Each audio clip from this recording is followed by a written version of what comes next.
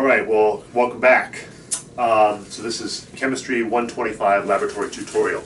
What we have for you here in the upcoming weeks is actually a series of 3 brief tutorials on oxidation reduction reactions. So today we're focusing on the basic definitions. In the second video we'll go to a more complicated example like you would see in your textbook, and then the final one will be something similar to what you'll do in the laboratory, which is an iodometric analysis, so using iodine to analyze the sodium hypochlorite in bleach. That gets to be pretty complicated, so that's just kind of letting you know where we're headed. It's ultimately using redox to do a chemical analysis, in this case hypochlorite present in a sample of bleach, which has to be about 5% hypochlorite, but we'll get there. Okay, so today's the basics. So these are some things, if you've done anything with oxidation reduction, you've already seen. So oxidation reduction, well, that's redox, okay? Oxidation refers to a loss of electrons. So actually, more precisely, what we do is we take redox and we divide it in 2, oxidation and reduction, and we call those half reactions. When you add them together, that's a redox reaction. So oxidation half reactions, the definition there is that it's a loss of electrons. So electrons are being lost, and what that means when you write the equation is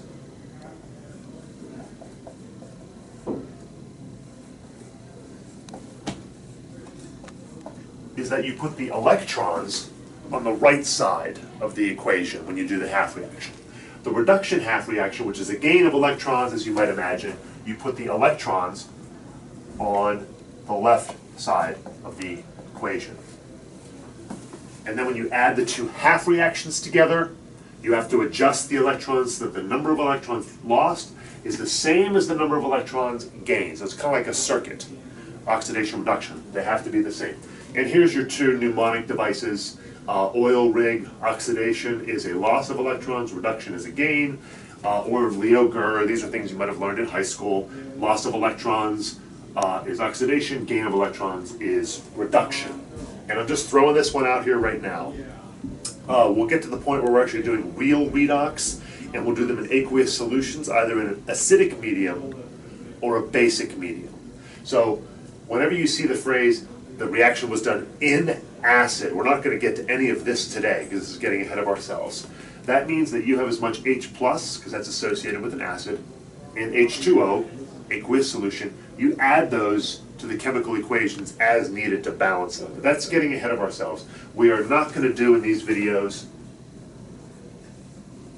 in base. So that will be up to you to decide how to do those from your lecture information. Okay, but let's get to the basics. What I want to do is illustrate redox with something kind of simple. You might remember from when we did the empirical formula lab. We took magnesium, and a side reaction was magnesium reacting with nitrogen. And that produces magnesium nitride. Now that was not the reaction that we were really interested in. We were concerned about magnesium oxide. I talked to some of your lecture professors, and some of them use magnesium oxide production to do exactly what I'm doing here, introduce the basic concepts. So I'm going to show you another example. Now you can already balance this. This is really easy to balance. We just put a 3 here. But if you think about what's happening in this reaction, magnesium is a metal, and it does not have a charge when it starts out. Nitrogen is a diatomic species, and there's no charge associated with it because it's covalently bonded, non-metals. But when you come to the other side, magnesium is now an ion with a positive 2 charge, group 2 on the periodic table. Nitrogen is -3. I'm not writing the correct number of each, this is just to make the point. So magnesium goes from 0 to +2. Nitrogen goes from 0 to -3. So we have 2 things happening here. We have some electrons being transferred. So what I want to show you is that's the whole reaction. How do we split it into half reactions? So here's what we do. Well, we know magnesium is turning into magnesium +2. Okay, I'm ignoring the 3 for now, so you can ignore the final answer. Well, okay, well what's happening? Well, if it's going from no charge to +2, 2 electrons must have been lost, because that's what happens. +2 means now there's 2 more protons than electrons, and to balance this equation by charge, we put 2 electrons over here. 2 electrons were lost. Therefore, this is oxidation.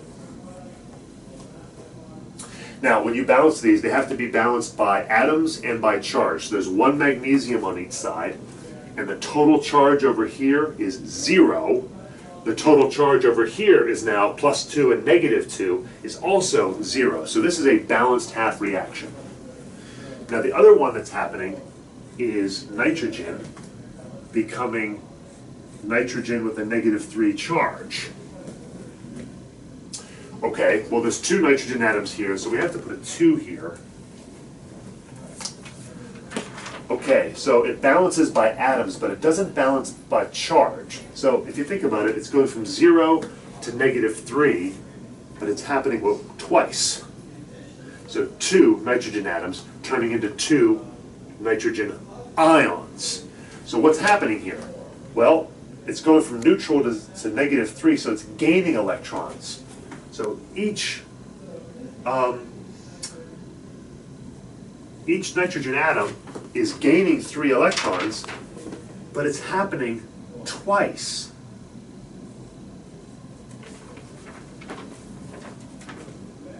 So what you have is N2 plus 6 electrons is turning into 2 and with a -3 charge. And if you take a look, the charge on both sides, it's -6 on this side, because of the 6 electrons. It's 2 times -3, -6 on the other side. So it's balanced by charge and it's balanced by mass. So we're good to go. And that is by definition a reduction reaction. Again, oxidation, electrons on the right, reduction, electrons on the left. Now, the overall reaction that we have to do is we have to add oxidation plus reduction to get the overall redox. So this plus this equals the redox. But we have to add them in such a fashion that the number of electrons lost, which in this case right now is 2, has to equal the electrons gained, which is 6. That's not going to work. But we have the option of whatever we want to change the coefficients of either equation so that the number of electrons are the same. So if you're going to take 2 electrons and make that 6 electrons, which is the easiest thing to do, we're just going to bump every coefficient up by 3. And I'm just going to give you the final answer here. Because, okay, so if we bump up that coefficient,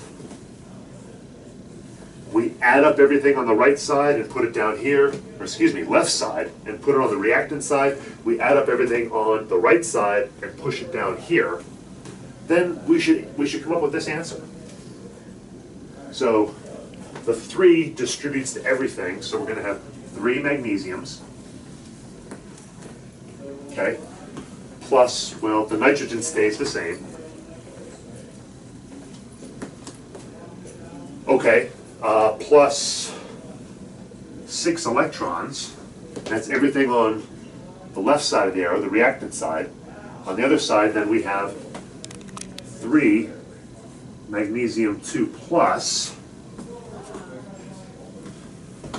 2 nitrogens with a -3 plus 6 electrons.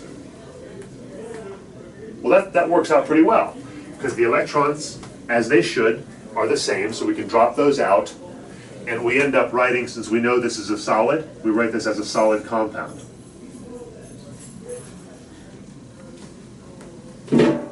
And we get the exact equation that we started with. You would never do this procedure for this one because it's so easy to balance, but this illustrates the basics of redox chemistry. So take a look at that one, and then we'll pick up with something more complicated in the next video.